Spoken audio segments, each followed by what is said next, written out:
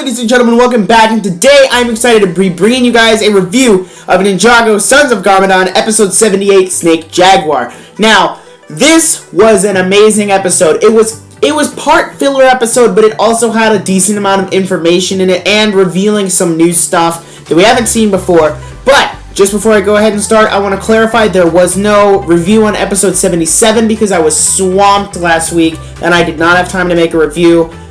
If you want to go check out my Instagram, I did a shorter review there. It's as a post on my Instagram. So, without further ado, let's go ahead and get into this. Now, I think the best thing that they're doing right now is they are giving us backstory on how Wu actually found all of the ninja. And I think this is going to culminate at the end of the season with them finding Wu. I think Wu might be dead? Question mark? But I think they'll definitely find Wu at the end of the season. So it starts off with this scene where Wu goes into the forest where Zane was born, made. I don't know what you want to call it. But he was like, I don't know. So it starts off there with Zane in the forest chopping wood, and his dad says, we had to house the first, or it wasn't the first Ninja Master, they had to house the Master of Ice, and that's what they're talking about, is we had to house the Master of Ice last night. He came, we gave him shelter and stuff, but Zane's been acting different. And this is when they're starting to explain how Zane got his powers, and I love it. I love the way that they're explaining his powers, and I think that's good that we're getting flashback and explanation finally after all these years of watching Ninjago. And of course, Zane doesn't know who Master Wu is and all that stuff. So then we get to he's on the tram with Mr. E and Ultraviolet, which I really love what they did with Mr. E in this episode because we find out he's the quiet one and we find out why, but I'm going to get into that later. So, Lloyd and the ninja are looking for Cole and Zane because Zane's undercover, obviously, and they can't find him, but they want to find the Sons of Garmadon HQ so that they can, of course, take down the Sons of Garmadon. Now, this episode does reinforce the fact that Harumi could be evil. And I say that because there's a scene where she's in the bounty with Nia, and Nia's like, hey, can you hand me this tool? And she's like, sure. And then she reaches it, and it's the wrong one. She's like, oh, I should go do something more useful. And then later in the episode, we hear Ultraviolet on the phone, and someone tells her that Zane is Snake Jaguar undercover, and they take out Zane. And, whoa! That was, I think, as much as I don't want Harumi to be evil, I think it would be a great plot twist, because then Lloyd's love interest is evil, and it's kind of this thing, it kind of goes back to what, like, Misako and Garmadon had, where one of them is evil and the other one, but they're still in love, and I think that, it would be kind of cliche. So, of course, you get to Cole. He's stuck in prison. He's stuck in a Vengestone prison, because obviously they don't have anything else that they get to store him in that would keep him in there. So, Cole sees that the Sons of Garmadon are bringing in a baby. Well, no, wait, not a baby. They're bringing in the last key to get, whatever. They're bringing in the last key to the final mask or something. And, of course, later, Cole breaks out, finds out it's a baby, and traps Ultraviolet in that cell. That was great. I like Cole's reaction to the baby. He just kicks it away. He's like, no, not ready. So I think the baby is also factoring into Cole having to be the responsible one now. Because, I mean, he did say in the first episode of Sons of Garmadon that he is the more responsible one now that Master Wu is gone. So I think this definitely leads into Cole is now the responsible one, taking care of a baby, and we're going to get to see more of that next week on episode 79, which is supposed to be a hectic episode, which I think episode 79 is where the creepy spider scene comes in. If you guys watched the new trailers that LEGO released, we're not going to talk about that. We'll talk about it next week. So, of course, Zane gets to meet the big man. Now, the big man is Kilo. I don't know how you say it. Is it Kilo, or is it Kilio? Kio? Would you pronounce it like Spanish and pronounce the L's as a Y? I think it's Kilo. Not going to lie. And then, of course, he's like, you think I'm in charge? You gotta race with us to get answers. And I'm like, that's cool. So, of course, Zane gets his new bike, And I like Kilo. I really do. I hope they don't, like, just use him in this episode. I hope he's in it more, because I really like his character. I didn't think I was gonna like his character at first, because I was like, this is kind of sketchy, you know? Yeah, I wasn't sure if I... Whoa, I just bumped the table. I wasn't sure if I was gonna like his character, but I do. So, Zane agrees to race with him, and then he goes and visits Cole, but he disguises himself as Ultraviolet to get the guards away. So he talks to Cole. Cole's like, they have the last key. You gotta break me out. And Zane doesn't break him out because he has to keep his cover. So, Cole eventually breaks out, gets the baby, yada yada yada. And Zane goes on to be in a bike race. A biker race. And races across Ninjago. And they almost get caught by the cops. And then Zane stops the cops from catching them. And he gets his new bike. And Kilo and all the other bikers find out that that Snake Jaguar is Zane.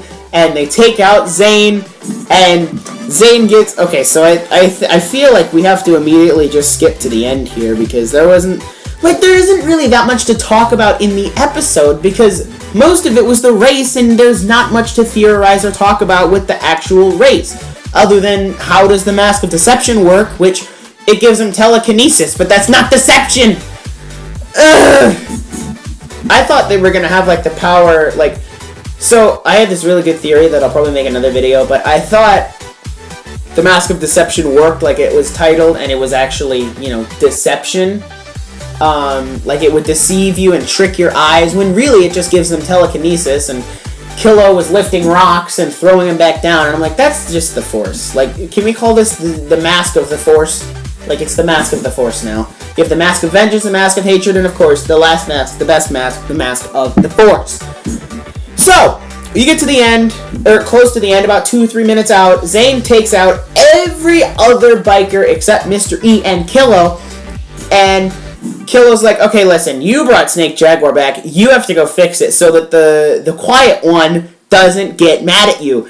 And I retract my earlier statement in this video where I said that Mr. E was the quiet one. He's not the quiet one. He is someone else, because he's not the one in charge. Because...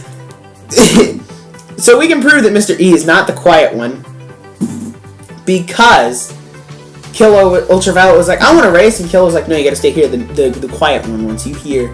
And obviously they wouldn't be referring to Mr. E, because Ultraviolet would be meeting with the quiet one while she's at home base, and Mr. E wasn't there, so that's basically the easy way of saying Mr. E is not the quiet one. Even though he doesn't talk, I'm hoping he talks in the next episode, because, man, so... I'm building up to this. So, you get to the end, Kilo's like, okay, you gotta get rid of Mr. E, or you gotta take care of Snake Jaguar. So, Mr. E rams his bike into Zane's bike, and he, like, grabs onto the handle so that they'll both go off the edge. Zane jumps, and Mr. E jumps, but gets run over, I guess. Like, he gets hit by both bikes. His bike and Zane's bike gets run over, and his arm comes off, and Zane is like, who are you? And he's like, you're a Nindroid, like me! And I'm like, what? That is insane! We haven't seen any antagonist Nindroids since Season 3! 5 seasons later! Is this gonna be the Overlord reincarnated as a robot? Like, there is so much more to theorize on now.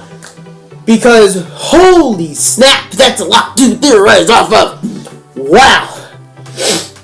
There's so many ways this season could go. I'm losing the thought of where it could go. I'm really distracted. I don't know where the season's gonna go. I'm scared, but I'm also excited at the same time because I am really, really enjoying this season so far. And as a treat for anyone who listened this far, I'm gonna break down why I think, or why, like, prior to this episode, why I thought that Mr. E was Hutchins. Now, it's a really complicated theory. I totally forgot how to explain it. But basically, you gotta take this back to episode 76-ish? I think? Yeah. Okay, let's take this back to episode 76. So, if you go back to episode 76, you see, of course, what's his name? What's his name? Hutchins. So, basically, in the fight scene of episode 76, you have Hutchins, who acts sketchy, as usual, of course. And what he does is he says, oh, the mask of deception that was in the case is a fake because I can't trust the ninja. So, here's my theory. I thought the mask of deception worked to deceive, like, you know, the name. So, of course, if it did work like it was meant to work and deceive, as called the mask of deception, Mr. E could have been Hutchins because he could have used the mask of deception to create 3 masks of deception, because you have the fake one, another fake one, and the real one. And what I think is they gave... So, what happens is you have the fake one that's in the case. Let's keep track. There's 3 masks here. So, mask 1 is the one in the case. Mask 2 is the one that he pulls out from underneath the chair. Mask 3 is a hidden one that only Hutchins knows where it's at. So, the way I thought this is... So, Hutchins puts the real mask on, makes a clone of himself to deceive the ninja, obviously, in thinking that Hutchins is still there. Then the fake Hutchins gives Lloyd a fake mask of deception to get away with. So then the real Hutchins is Mr. E fighting the ninja for the fake mask of deception. And then Lloyd has another fake mask of deception, while Hutchins somewhere has secretly hidden the real mask of deception, so that if Lloyd gets away with the mask of deception, which he didn't, he would have had a fake. But then if Ultraviolet gets away with the mask like she did, not only would they have a fake, but they would still have the real one. And I think I overthought this way too much. That was probably really confusing. And I sent this to my group chat of the Ninjago boys, and this is what it says. If the mask of deception works to deceive, what if Hutchins used the mask to make a fake Hutchins while the real Hutchins is Mr. E fighting the ninja? Then fake Hutchins gave Lloyd a fake mask, so if the ninja got away with the mask, they would only have a fake, but if Ultraviolet got away with the mask, they would have the fake and the legit mask. That is probably what I should have started with. So, there was a bonus for anyone who made it this long in the video. I want to thank you guys for watching, and I want to thank you guys for the overwhelming support I'm getting on these episode reviews.